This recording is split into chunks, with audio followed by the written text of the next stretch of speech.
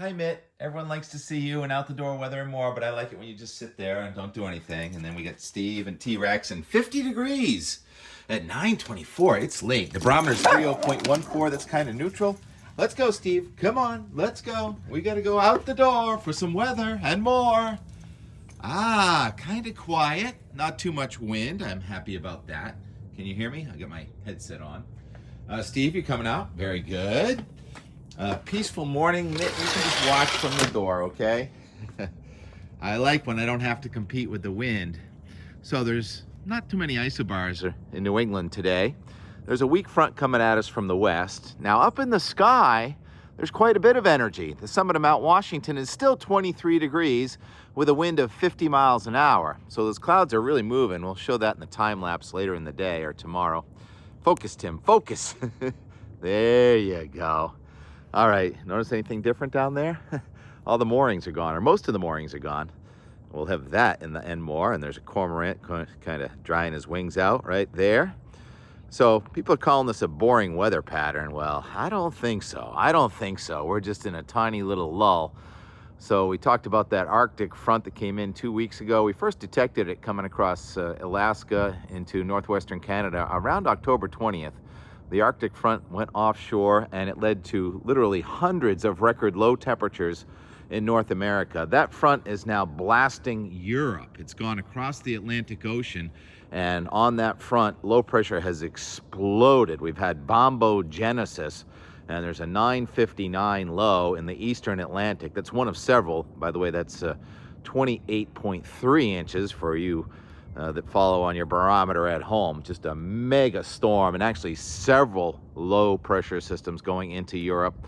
And this is the view in Venezia, Italy, on the northwest coast, northwest Mediterranean yesterday. Everyone's in awe. People are laughing and just going, ooh, that's how weather's supposed to be. Weather is extreme. And we shouldn't be scared of it. We should just be in awe of it and respectful for the extremes that weather can produce. And this is a result of extreme cold. Here is the 500 millibar anomaly. That is, the air up at around 18,000 feet is anomalously cold, like almost off the charts. Again, this is a result, I believe, of a warming planet with the cold air trying to fight back. Everything works in waves. Great sky waves today. I heard there were some lenticular clouds in northern New England. So it's a mostly cloudy Saturday, which kind of breaks my rule. I always say, oh, Wednesday beauty, Saturday's not going to be so nice. Well, this week we had Wednesday snow and grapple and rain, and here we are on Saturday, and we're having a mostly cloudy day. There's a front nearby, and we're really on the line between warmer air trying to come back into New England and colder air that wants to come back at us from the north. And this front's not going to produce too much, just a lot of clouds. And tomorrow, I think it's going to be a little brighter day. Southern New England, we're getting to about 55 degrees. Northern New England, a little cooler. And not too much wind. And is it boring next week? I do not think so. I think we're having something come at us about every 2.5 days or so. So let's go to Monday. There's a vigorous low pressure system coming across Ontario. It's about a 995 there north of Caribou, Maine on Tuesday. And that'll leave a few raindrops and snowflakes near the Canadian border. It'll be windy from the southwest. Temperatures will jump into the 60s in southern New England on Tuesday. And then cold high pressure comes in on Wednesday.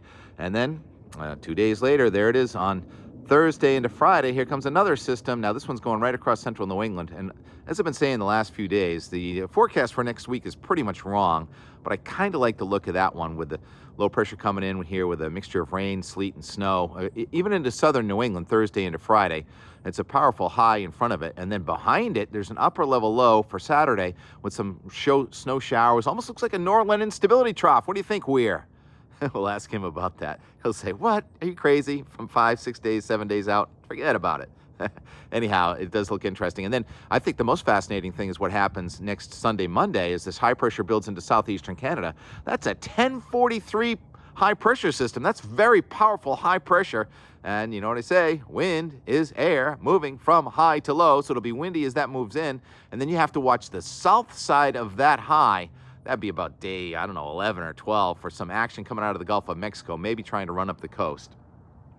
It's still hurricane season. Boy, have we been teased in the last week or so. We've had 3 red X's from the National Hurricane Center, meaning Tropical Storm Vince was likely to develop 3 different times this week from 3 different systems, and none of it happened. And now there's a little yellow X in the Southern Caribbean, so that's something we may have to watch. It's probably going to go into the Pacific Ocean, but that may come around back through Central America and Mexico and be part of the plan in about 8 or 9 days. And what was I going to say? Oh, yes. There is something looking almost tropical, but it's not really tropical. That's right off the coast of North Carolina.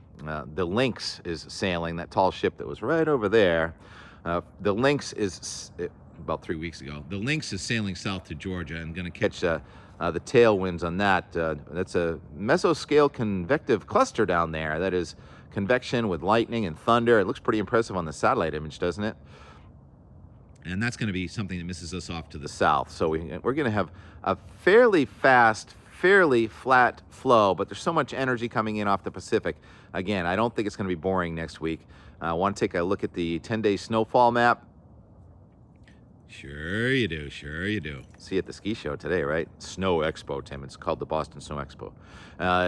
There it is.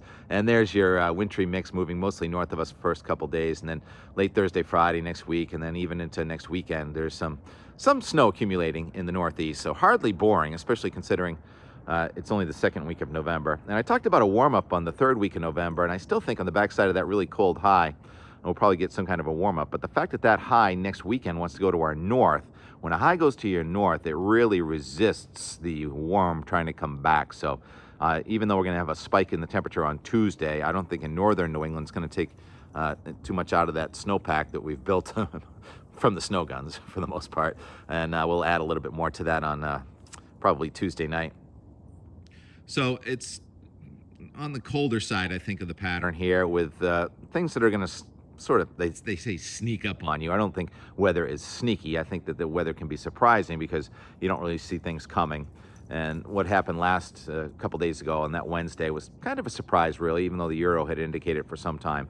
So not boring at all. I don't believe it's boring. And that storm in Europe is just extreme. Feel bad. And I guess there was an earthquake in Nepal last night. So that person I follow there, Volcaholic, a volcano person. I don't know how they get all these extreme weather events and volcanoes, but Volcaholic is definitely worth a follow on Twitter. Yesterday, I saw the sun break through the altocumulus clouds, and I was watching the crew from Wessagusset remove the mooring balls, and I put that into some time lapse. And I thought they were putting in winter sticks, but they are not putting in winter sticks. I don't know how they're going to find those lines. I guess maybe some of those buoys they left strung down below on the ground, and they'll just pick them up from them. I don't know. Anyhow, that is a winter stick right there. That's a real winter stick. And again, that's all in our and more. And my dill did not freeze last night, so my dill has at least another week. We may freeze in Boston probably about next Wednesday, maybe the first freeze. So first freeze for Boston coming pretty late. Talk to you later. You're all tangled up, aren't you? So first, you got to pull this line like this. And now, yep, you can feel it. You're getting free. There you go. There you go. There you go. All right, you're free.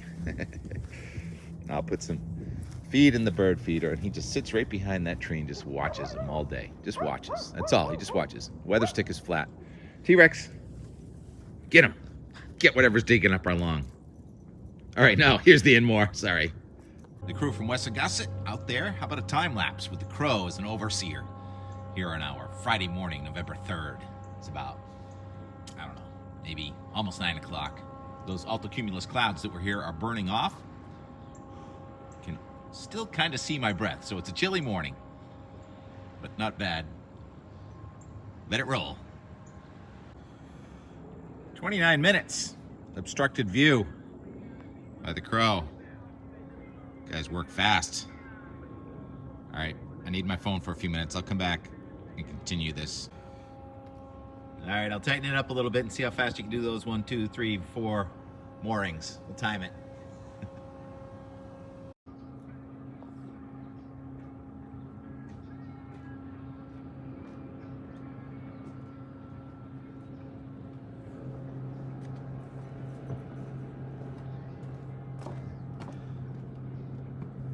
"47 minutes.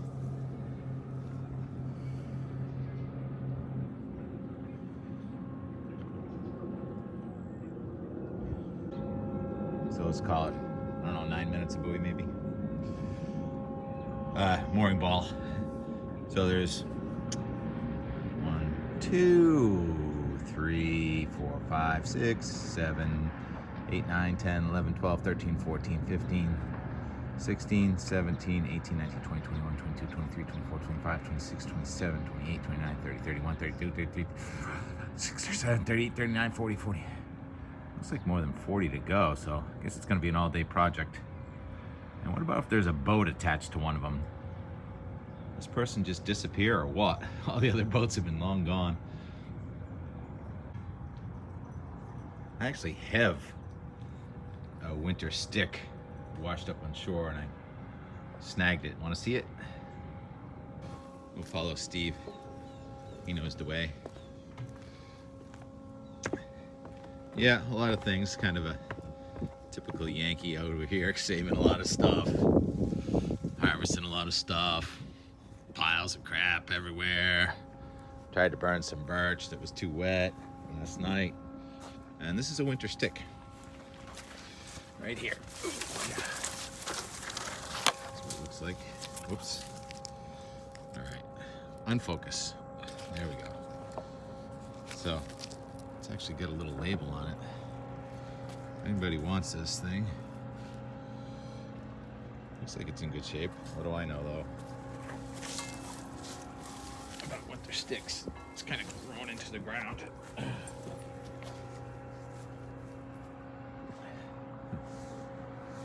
It's taller than me.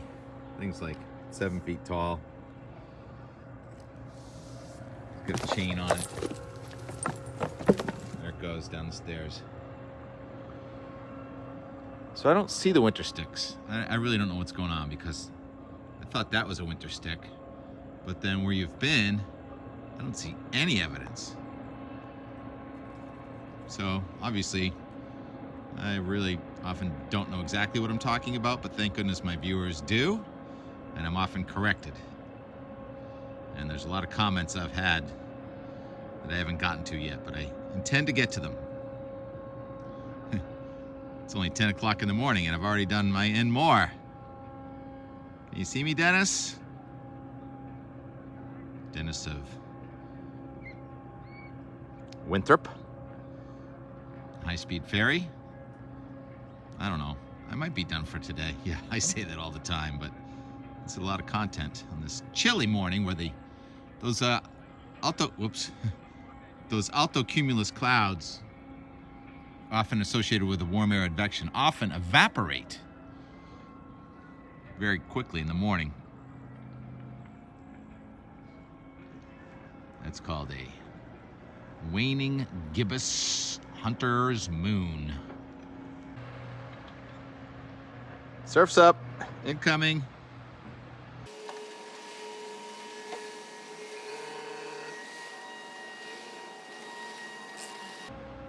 So obviously they're not putting on winter sticks. They're collecting the mooring balls, and somehow they're marking them. I'm not sure. 51 degrees, 5:15, 51% relative humidity. A lot of fives in there.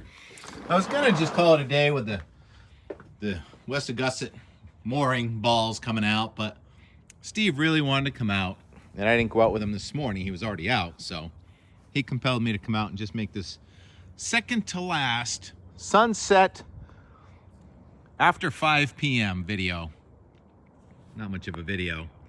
I guess I can attach a little time lapse here. I'm not going to be in the yard at this time tomorrow. Plan to be at the Snowbound Expo. I think that's what you call it nowadays. Seeing all the old friends. Ski season's underway at Killington. Everybody's welcome on our Saturday. So this is yesterday. Friday, November 3rd. Some nat sound and the sunset time lapse. So, quick edit for today, for a change.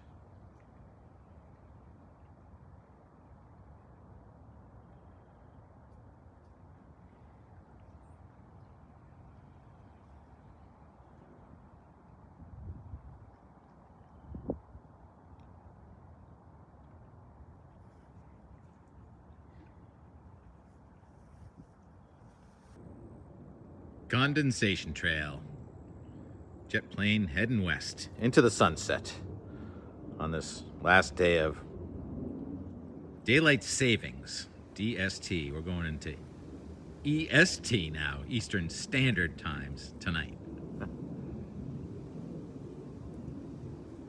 That's a wrap.